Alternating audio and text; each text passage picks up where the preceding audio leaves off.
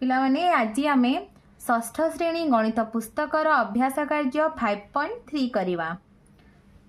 एक नंबर उपरिस्थ संख्या रेखारे 0 और 1 को सूचाउथिबा बिंदुद्वय मध्यवर्ती संख्या रेखार अंश को समान 10 भागरे एवं 1 और 2 को सूचाउथिबा बिंदु दुईटी मध्यवर्ती संख्या रेखार अंश को 4 गोटी समान भागरे परिणत करा जायछि।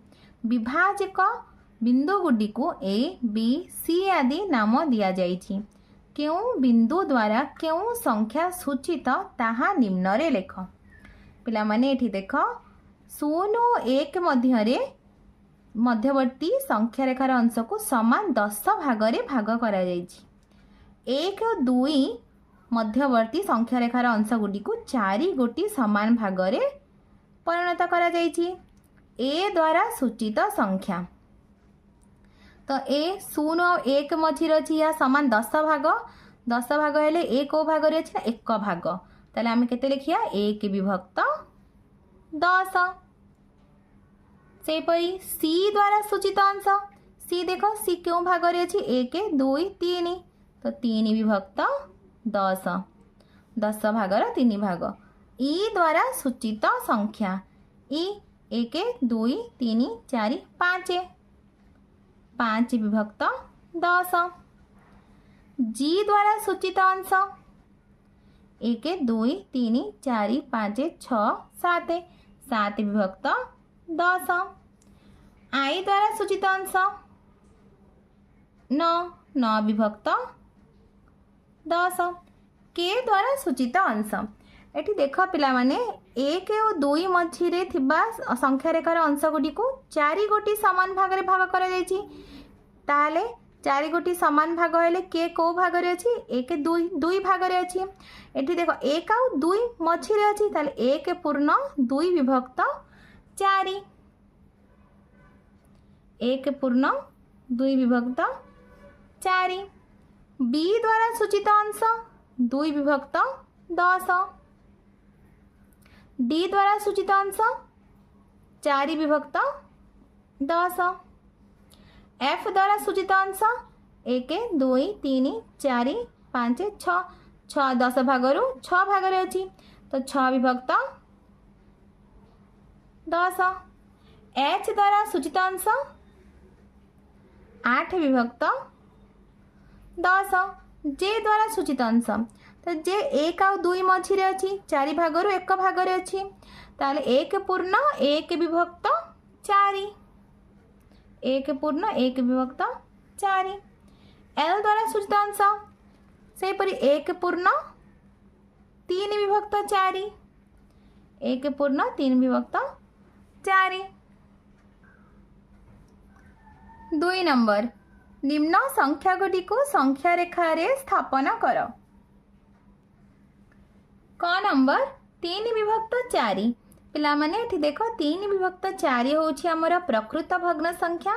जेते भी प्रकृत भग्न संख्या अछंती से माने संख्या रेखा रे 0 और 1 मझिरे थिबे ताले 3 विभक्त 4 अर्थात 4 भागरु 3 भाग तो आमे 0 और 1 मझिरे 4 भाग करिबा 1 2 3 4 ताले 3 विभक्त 4 1 2 3 तो 3 विभक्त 4 एठी होछि हमें एठी 3 विभक्त 4 लिखि दबा 3 विभक्त 4 यार ना दे देबा ए तो ए चिन्हित चिन्हटी 3 विभक्त 4 को सूचित करूछि तले लिखि अतएव ए चिन्हटी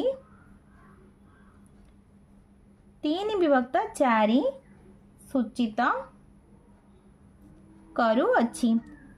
तापरे ख नंबर देखो ख नंबर होछि हमर 1 पूर्ण 1 विभक्त 3 एठी 1 पूर्ण अछि ताहले हमर जो संख्या रेखा रे ए संख्याटी कोठी थिबो भग्न संख्याटी ना 1 पूर्ण अछि एठी हमर अर्थात यहा 1 आउ 2 मझिरे अछि ताहले 1 विभक्त 3 अर्थात 3 भागरु 1 भाग तो 1 विभक्त 1 और 2 मझिरे आमे 3 भाग करिबा 1 2 3 तापर देखो 1 विभक्त 3 तो एटा होछि हमर 1 विभक्त 3 यानी 1 पूर्ण 1 विभक्त तीन यार ना देदेबा क्यू तो अतएव क्यू चिन्हटी एक पूर्ण एक विभक्त तीन सूचित करुअछि। तापर एबे पिला माने आमे ग नंबर करबा। ग नंबर देख दुई पूर्ण एक विभक्त चारि ताहले या संख्या रेखारे दुई अच्छी ये दुई पूर्ण अच्छी अर्थात आमर यही संख्याटी मिश्र संख्याटी दुई और तीन मझे अच्छी तो शून्य एक दुई और तीन दुई और तीन मझे अच्छी तो एक विभक्त चारि अर्थात यहाँ आम चारि भाग करदे आग ताले एक विभक्त चारि तो ये हूँ आमर एक विभक्त चारि दुई पूर्ण एक विभक्त चारि ये हम चारि भाग आमर एक भाग ताले या आमे पी नाम देदेबा तो अते पी चिन्हटी दुई पूर्ण एक विभक्त चारि सूचित करुअछि। तापरे एबे आमे तीन पूर्ण एक विभक्त तीन को संख्या रेखारे दर्शाइबा। घ नंबर तीन पूर्ण एक विभक्त तीन तो ये तीन पूर्ण अच्छी अर्थात आम संख्या रेखारे ए मिश्र संख्याटी तीन और चारि मझिरे रहिबो। ताहले एठी देख पिला माने एक विभक्त तीन तीन भाग एक भाग ताहले आम तीन चारि को तीन भाग करदबा। तीन भाग करदेले आम एठी तीन भाग एक भाग एठी तीन पूर्ण एक विभक्त तीन यार ना आम देदेबा आर। ताहले एठी लिखिया आम आर चिन्हटी तीन पूर्ण एक विभक्त तीन सूचित करुअछि। तापरे व नंबर देख पिला माने आमर व नंबर होची चारि पूर्ण एक विभक्त दुई ताको आमे संख्या रेखारे देखाइबा। चारि पूर्ण अर्थात यहाँ चारि और पाँच मझिरे अवस्थित ताले एटी एक विभक्त दुई अर्थात चारि और पाँच को आमे दुई भाग करबा। एठी आमे दुई भाग करदेले एबे देखो ताल संख्याटी कोठी हेतिबो ना एठी हेतिबो चारि पूर्ण एक विभक्त दुई तो या ना आमे एस दे दबा। ताले एठी आमे लिखि दबा एस चिन्हटी चारि पूर्ण एक विभक्त दुई सूचित करुअछि।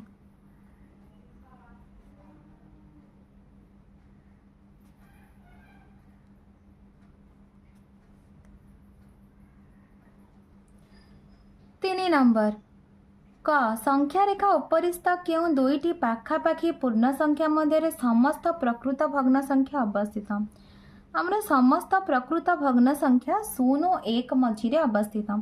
संख्या रेखा उपरिस्थ क्यों दुईटी पाखापाखी पूर्ण संख्या मध्य दुई पूर्ण एक विभक्त पाँच अवस्थित दुई और तीन मझिरे।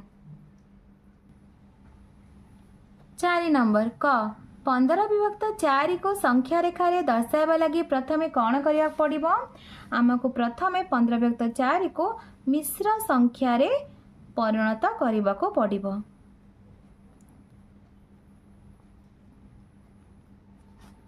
क्यों दुईटी पाखापाखी पूर्ण संख्या मध्य 15 विभक्त चारि अवस्थित तो आम प्रथम कौन करिया 15 विभक्त चारि अर्थात 15 हरण चारि तारे एठी देख आम प्रथमे हरदबा चारि रे चार तिरी 12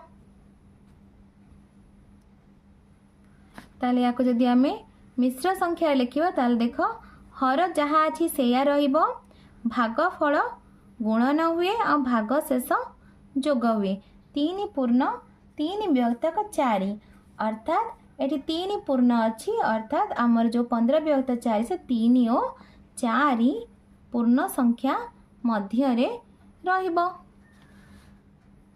उक्त पूर्ण संख्या सूचक बिंदुद्वय मध्यवर्ती संख्या रेखार अंश को केते समान भाग रे भाग करने को हम ये हर चारि अच्छी अर्थात आमको चारि भाग करने को पड़ो चारि समान भाग करने पड़ो।